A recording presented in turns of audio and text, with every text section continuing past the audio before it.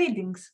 My name is Christina Theodoraki. I'm editor of Small Business Economics and Entrepreneurship Journal, and I have the great honor to interview today Alona Martiarena from IE Business School in Spain, Jonathan Levie from the University of Galway in Ireland, and Mark Hart from Aston University in UK.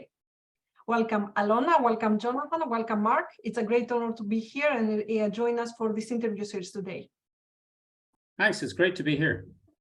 That's great. Hi, thank you, Christina. Talk about the paper. Thank you for the invitation, Christina. So Alona, Jonathan, and Mark are going to give us more insights on their paper entitled A Deviant Man, Theory of Business Expectations in Nascent Entrepreneurs. The article has been recently published in Small Business Economics in December 2022, and the paper is co-authored with Susan Marlow from the University of Nottingham in UK and Karen Bonner from the Ulster University Economic Policy Centre in UK. Starting my first question, Alona, could you please tell us briefly what the article is about? Yeah, sure. Thank you, Christina. So in this paper, we develop a gendered analysis on the expectations of venture growth by nascent entrepreneurs. We know based on data, the evidence, that very few firms achieve and sustain business growth after the initial startup period. And by looking at that cohort of startups, male entrepreneurs typically overrepresented, they are overrepresented. So to explore this phenomenon, we draw on expectancy theory to explore the impact of growth ambitions of male and female entrepreneurs, and we look at risk as a key moderator in this relationship. So when looking at this cohort of very successful entrepreneurs, instead of looking at typically, as many papers maybe did in the past, looking at women and men entrepreneurs, we focus on also how men our male entrepreneurs behave and respond to risk scenarios. So for that, we look at them empirically at the 2008 crisis, and we propose in the paper that male entrepreneurs, specifically very few male entrepreneurs, behave very differently that we call deviant male entrepreneurs.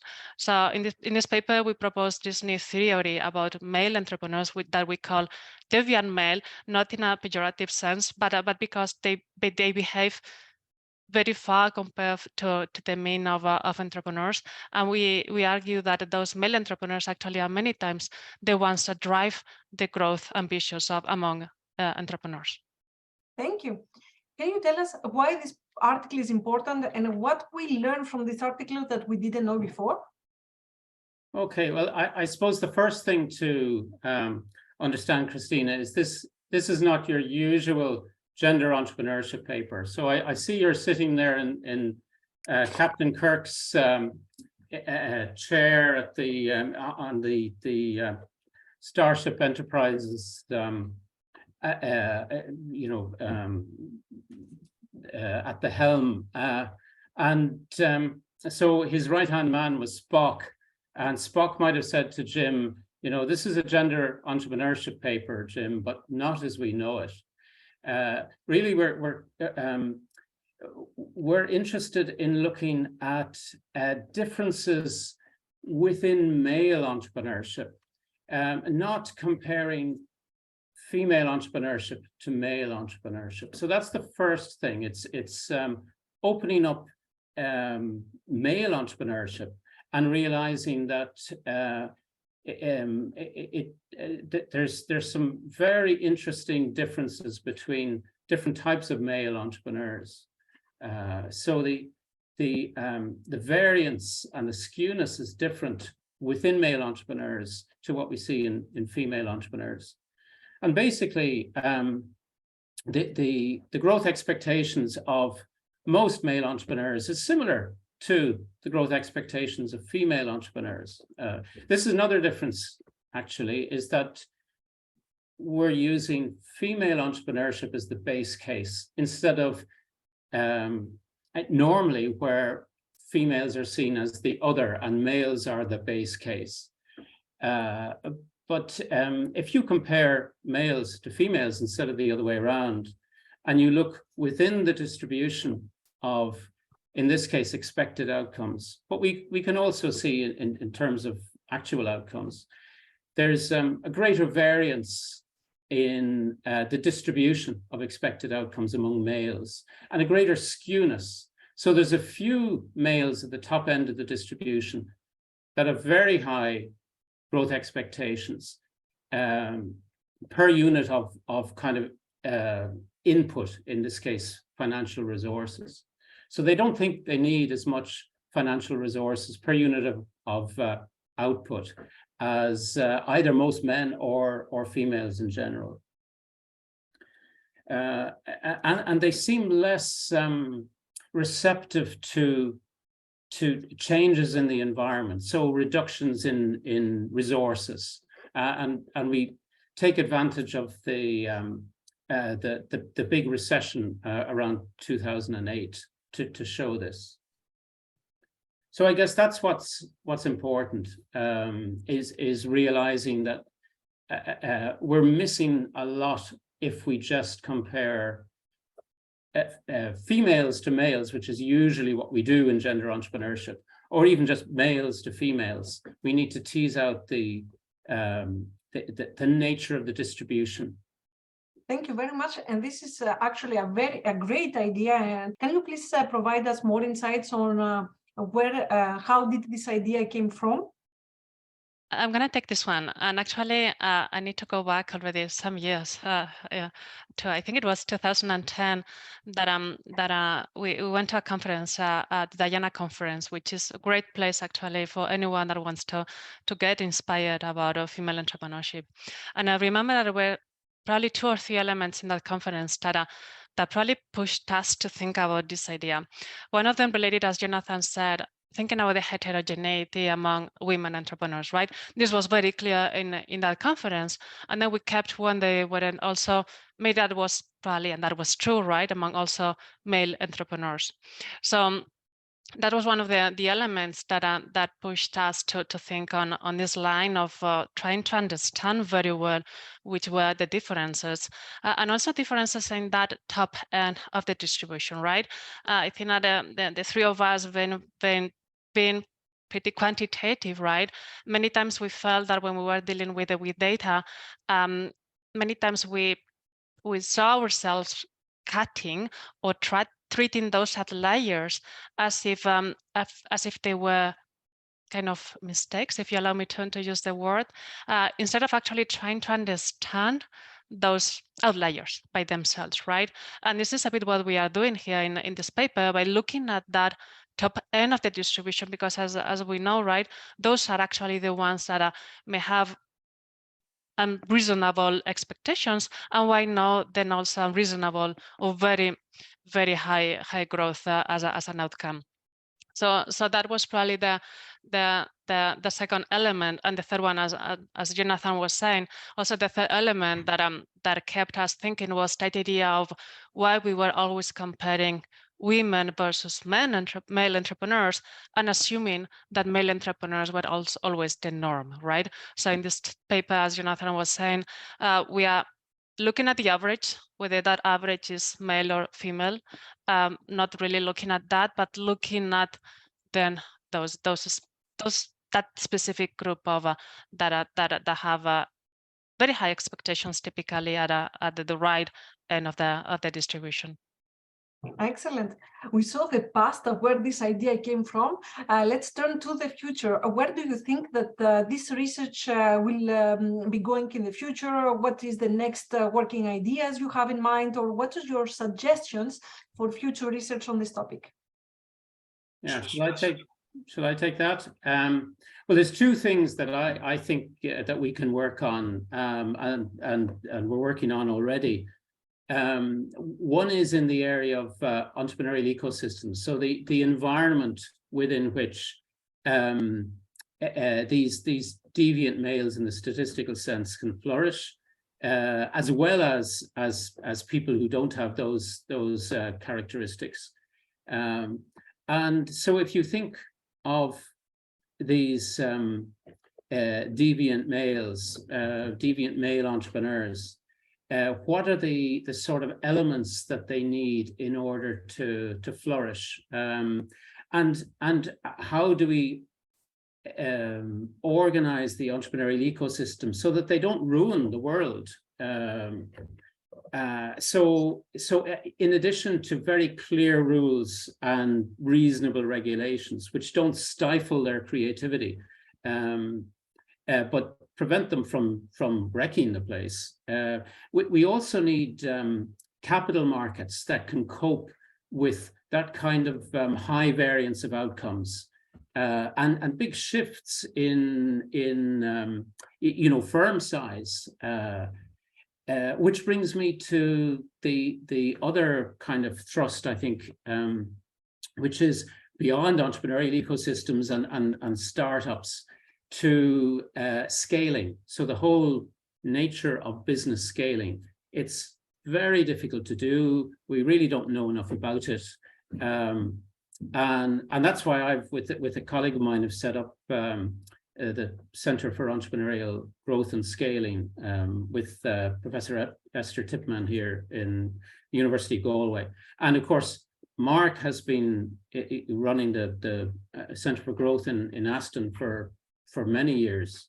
So I think those two things, understanding how to craft entrepreneurial ecosystems that in which a wide range of potential outcomes are possible. And then secondly, understanding the nature of scaling. I would like to just add one more quick comment on that, Christina, if I may. And that is that sometimes, we've got the growth expectation captured here in the Global Entrepreneurship Monitor data. And it is, asking people, well, what do they think is going to happen? What I'm doing at the moment is actually setting up a fully funded, fully resourced panel study of entrepreneurial dynamics in the UK, whereby we can actually take these individuals, these deviant men, and actually follow them through to see whether these expectations that we have captured and analysed in our paper actually, what happens to them over time? Do they actually go on and become these maverick, Jonathan, you said, screwing up the world for the rest of us. Well, do they actually manifest?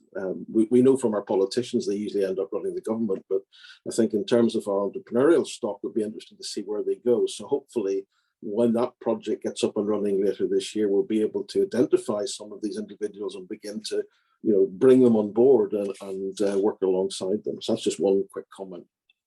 Yeah. On the other side, we have to, realize that these deviant male entrepreneurs, sometimes they produce, incredible value for society.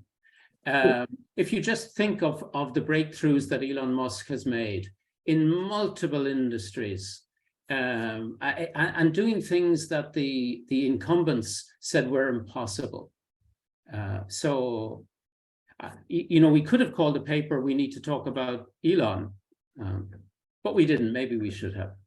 Well, I closed my Twitter account, so I don't want to talk about Elon. But definitely, I think one of the takeaways was that, and I think that there are different streams of research also looking at that, right? Actually looking at the beauty of the outliers, right? Or at least the fact that we actually need to understand what's going on in that right side, typically, right? Because in this case, we are typically more interested in those outliers that grow a lot, right? And then actually assuming that when we look at the rest of the cohorts, maybe men and women, like businesses are not so different, right? At least when we look at the expectations for growth, and I think that for us at least it was a big learning to also realize that the deviance, right, was among male, and then probably for future research or something we couldn't do, and what we really needed would be to look at the real trajectories, right? We were looking at cross-sectional data, and if I think about data limitations and something that we wanted to do and couldn't, would be to look at the trajectories. Thank you very much for sharing. This is brilliant ideas to understand better the behavior and the trajectories of deviant men, to identify the difference between gender, but also to situate it, how they evolve over time, but also over context and over space. So this is extremely interesting results. However, can you please give us some ideas on how we can implement, how policymakers can use these findings, and how we can what we can learn, and how we can improve our policies based on your findings? I can lead off on that one, Christina. I think too often research, as we said at the beginning, it's a gender paper, but not as we've come to understand it. People look at gaps between male and female entrepreneurs, and therein a policy makes. So in other words, closing the gap tends to become the simplistic policy response. And what I think this paper shows is that is completely erroneous in terms of how we should be thinking about whether it's developing the ecosystem, as Jonathan has highlighted, or whether it's helping the startup community move forward from one stage to the next. I work with a number of organizations and indeed with government departments, and I've been sort of spreading the word since the paper was in its infancy, which has been a while. But since its publication, I've been using the official publication to have another attempt at educating people about what we mean by gender research in entrepreneurship. And I'm connected to Alison Rose, who's the CEO of NatWest Group, and she published the Rose Review, which is looking at the gaps and what can we do to close all these gaps. And it's been quite an interesting conversation, because what I'm really saying is, as Alona and Jonathan have pointed out, that we need to be really not looking at average points when comparing, but looking at distributions. This is something I do when I look at my small business population research. I'm interested in the distributional effects, and whether who's making the biggest gains in terms of productivity. And this is where we're going with entrepreneurship research, and it's really important. So helping policymakers understand the nuance of this. There's an organization I work with called Savitas. And it's a great name of a group that helps promote female entrepreneurs. But the name comes from savvy females with gravitas, which I think is really quite funky. Savitas is the group. So we've been having a lot of conversations with politicians, with VC companies, with entrepreneurs, to try and understand, well, what is it we should be focusing on?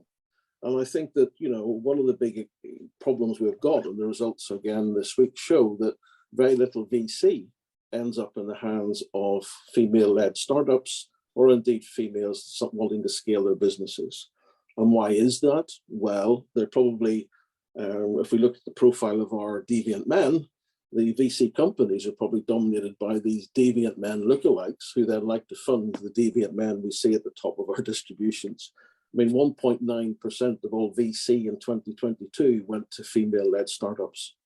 I mean, that's just like, a penny in the pound, using a UK sterling reference. And I think that therein lies the problem. So our paper is beginning to sort of break down these, what I would call silly myths about female and male entrepreneurs, trying to get away from, oh, look, there's a gap, let's try and close it, but understanding exactly what it is that we need to be working on. So the issue for us here has been, when I talk to the politicians, when I talk to the banks, it's about the nuance. What this paper shows is actually it's much more complicated. There are no simple policy solutions.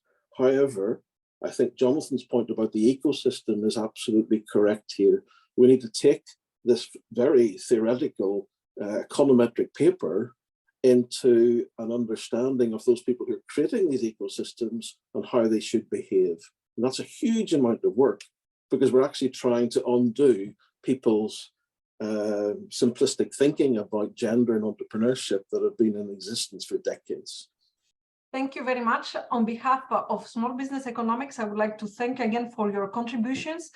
As the journal, we are looking for articles to open discussions, change or even advance. There is a discussion on entrepreneurship, and your paper changes and make this challenge to change what we know already, and provide more insights about the nuances between the gender entrepreneurship, see gender entrepreneurship in another view, and also provide insightful suggestions for policymakers. So thank you again. I would like also to tell to our readers that they can have access to your article from the Springer's website, and I'm sure they're going to appreciate and advance these discussions in future articles. Thank you again. Thank you. Thank Thank you. you very much indeed, Christina.